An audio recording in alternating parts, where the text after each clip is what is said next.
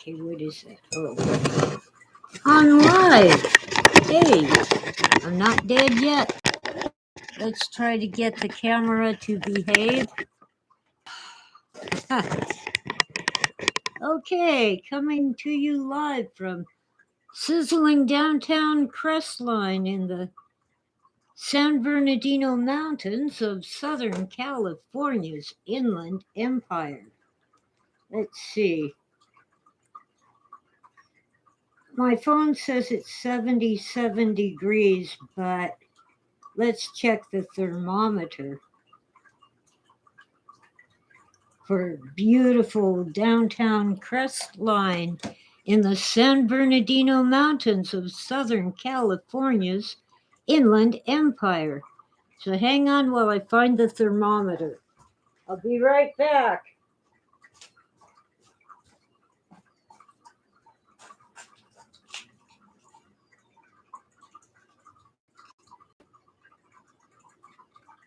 Whoa.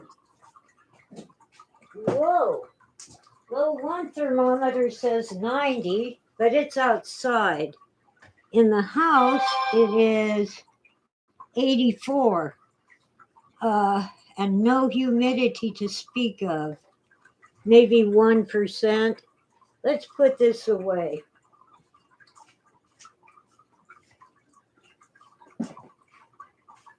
Well, anyway, it's hot. I have the lights dim in here because it feels cooler when the lights are dim. All right, I hope everything goes right today. And the gremlins don't bite. I've had more trouble with losing the connection when I'm trying to talk about Bladerunner. Based loosely on Philip K. Dick's novel, Do Androids Dream of Electric Sheep?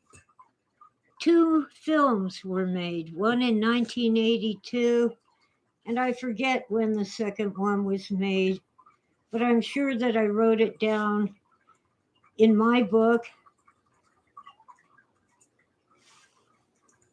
Now, Phil, my late ex-husband, died on March 2, 1982.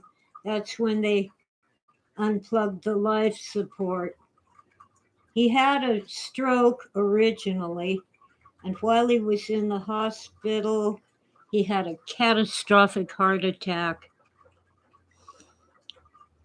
And I was so upset at losing him. We remained friends after the divorce. And, well, I miss him. Anyway, I wrote this book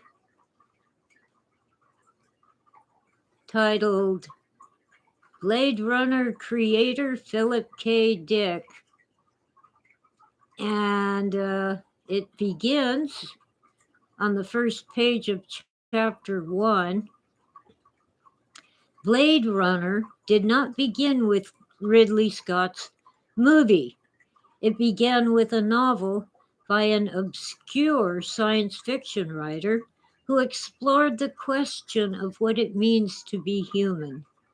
Philip K. Dick, whose novel, Do Androids Dream of Electric Sheep, with a question mark at the end, inspired the Blade Runner films, lived in poverty and obscurity almost up to his death. He was well known and loved in France, and the royalties from French translations of his work often kept the proverbial wolf from the door. In the United States, however, most people never heard of him. This thing's being mean to me. The window won't minimize and let me get back to YouTube. I guess that works. All right. No, not that. I'm trying to see what I'm doing. In 1981, a movie was made from his novel, and Phil achieved financial stability for the first time in his life. Even so, he still was not well known in his own country. When Ridley Scott decided to make a movie titled Blade Runner, and by the way, the first movie is 2 words, Blade and Runner, based on one of his novels, Phil's life changed for the better. Unfortunately, he did not live long enough to enjoy his newfound fame. Struck down by a massive stroke in late February of 1982, he was declared dead on March 2, 1982. The film had not yet opened in theaters.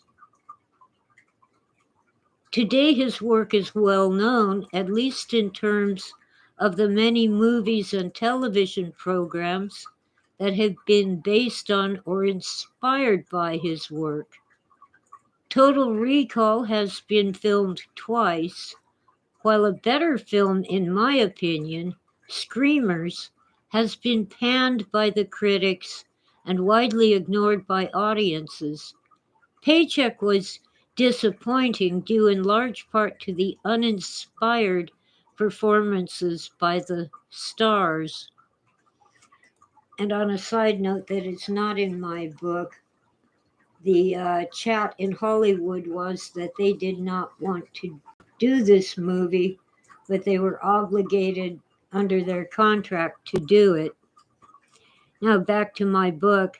Minority Report was a big hit starring Tom Cruise, while Next seems to have disappeared despite the star power of Nicolas Cage. Two notable films, despite their low budgets, are A Scanner Darkly and Radio Free Albemuth. And I'm going to skip a ways and get into chapter 2. I still don't have anybody talking to me. Oh well. In chapter 2, it's about Blade Runner 2049. Let me begin by saying that I like Blade Runner 2049, Ridley Scott's sequel to his 1982 film, Blade Runner. I like it despite the serious problems with continuity, despite the long, boring pans across barren landscapes, and despite the deplorable treatment of women. The black and white image that begins the opening credits prepared me for an art film, even though the trailers braced viewers for non-stop action and violence. The first 2 hours drag, and the last half hour hits the audience in the face with non-stop, mind-numbing brutality. The closing credits take up about 15 minutes, and fans will sit through all of them, hoping for an Easter egg that never appears. At least I never found it. The film succeeds in showing us the stark beauty of scarred landscapes and deteriorating city streets. Behind the slick facade of brightly lit animated billboards, many people live in poverty in the future city of Los Angeles, which reflects the state of things today. And remember, guys, I began writing this 5 years ago and published it in 2018. Okay.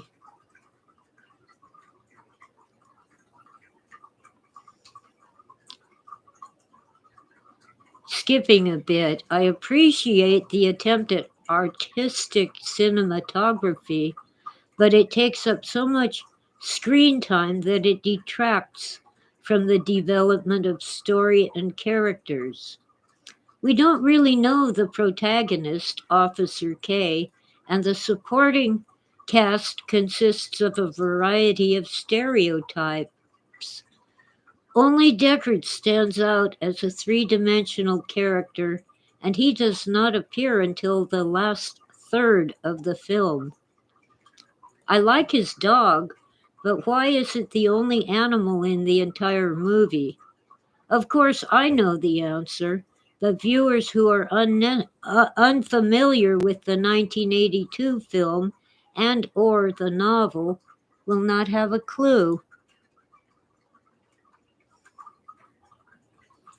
Audiences tend to be unforgiving when you mislead them about what to expect, and the previews for Blade Runner 2049 did exactly like that. People came did exactly that, not like that. People came in expecting lots of action, and instead they got 2 hours of artistic visions.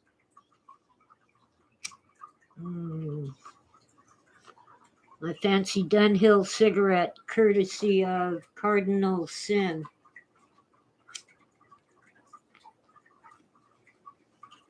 Okay, back to my book.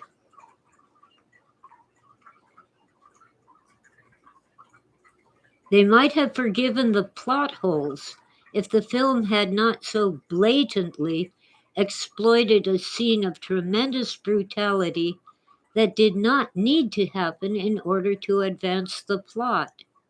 Love did not need to meet Lieutenant Joshi at all, and she certainly did not need to use the police computer.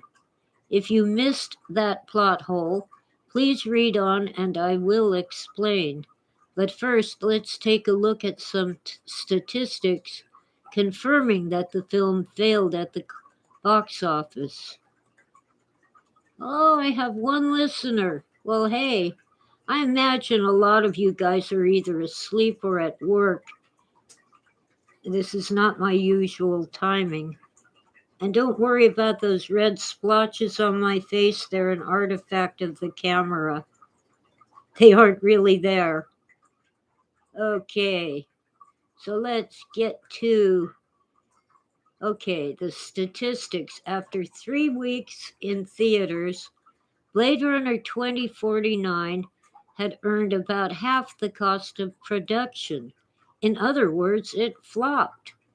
The film was released on October 6, 2017, and by October 30, it had fallen to number 5 at the US box office. International releases boosted the earnings, but it was not doing well in the United States. In fact, it was failing to attract much of an audience, due in large part to the faulty marketing strategy. And then I get into numbers, dollars, etc.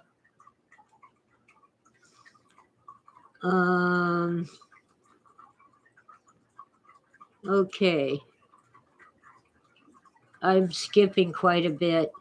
The film itself has stunning visuals, a marvelous soundtrack, and skilled actors right on down to the smallest bit part. The story ventures far from Philip K. Dick's original vision, since it is actually the vision of producer Ridley Scott as interpreted by director Denis Villeneuve. And a side note here, he's an artiste, a Canadian artistic director, not an action adventure director. Back to the book. The visual effects give us a masterpiece of noir film. That's Noir. It's a French word. It doesn't have to make sense. Noir basically means dark or black, really dark. Okay, masterpiece of noir film, which is difficult to achieve with color photography.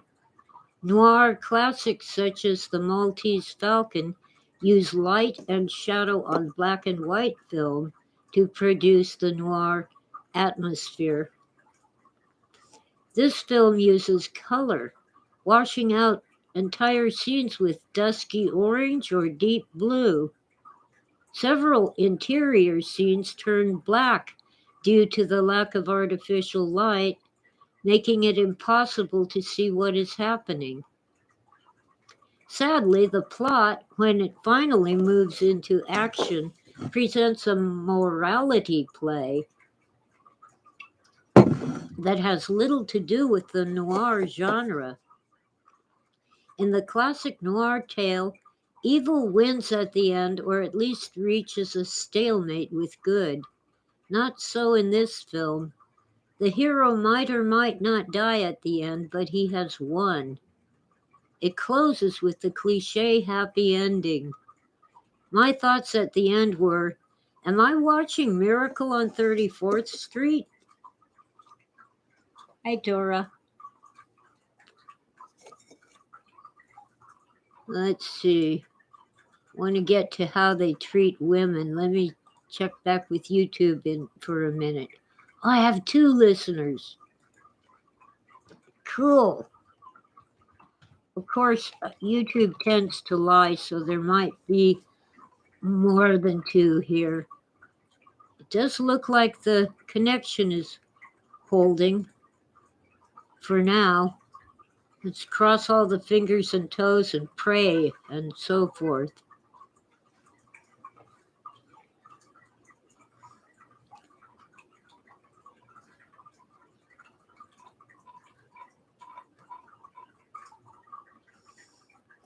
Okay, next chapter, Blade Runner 1982 and 2049.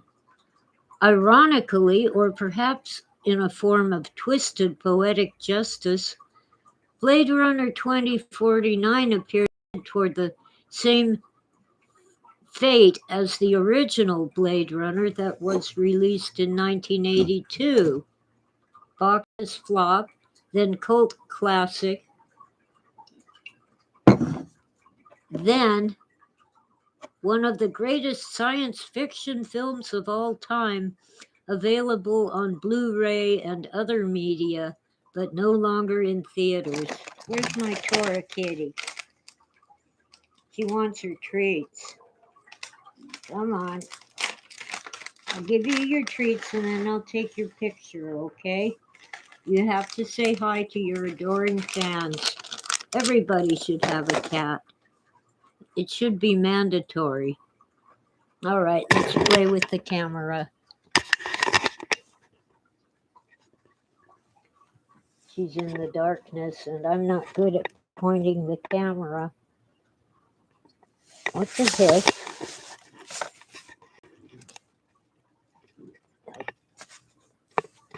I'm pointing it right at her and it isn't showing her. Hey, now she's tangled in the cord. Trust me, the cat is there. There she is, chewing on her treats. Okay, here we go. And let's get back to, by the way, you can get my book, Blade Runner creator Philip K. Dick, on Amazon. Let's get back to it.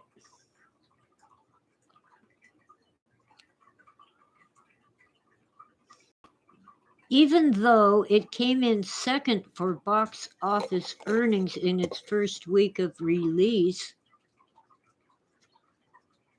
the critics considered Blade Runner 2049 a flop destined to become a cult classic, not a successful release. Moreover, it did not come anywhere near to earning back the high costs of production in the US market.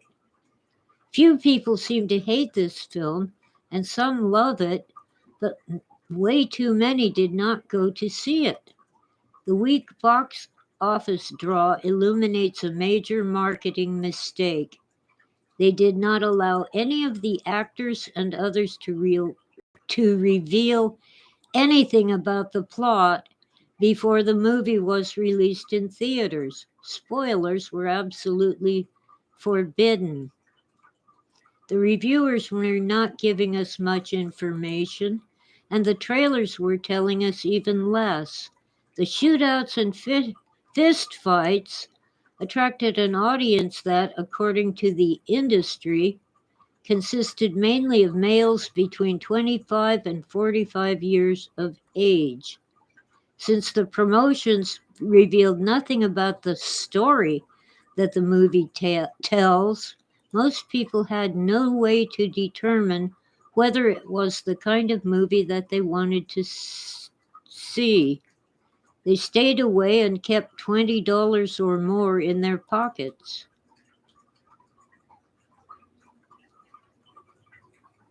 Skipping just a little, fans of the 1982 film had a better take than most on what Blade Runner was about. It was 35 years since the original had come out, so the youngest viewers of the R-rated original were now in their 40s or older. You see the problem?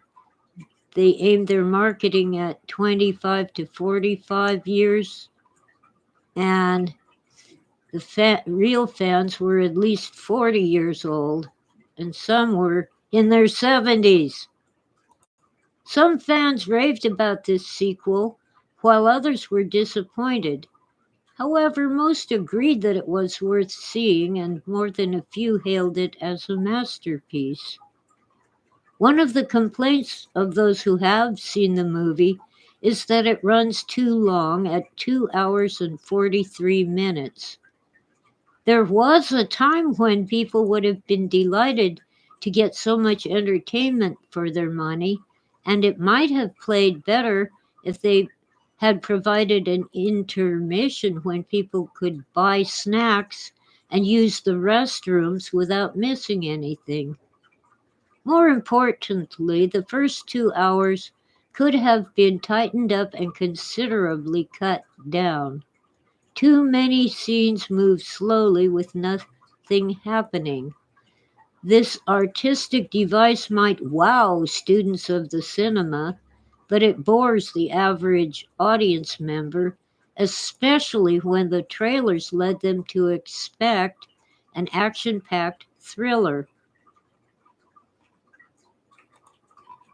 Okay, that's enough of my book for now. I've been on 23 minutes, and my doctor insists I cannot sit in this chair for more than half an hour due to my broken back. And once again, all those red things on my face are an artifact of the camera. They are not real. I'm okay. I'm fine.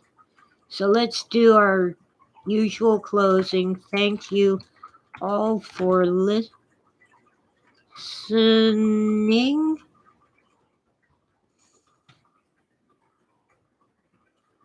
That isn't a comma. And have a great day. Bye for now, and thank you all.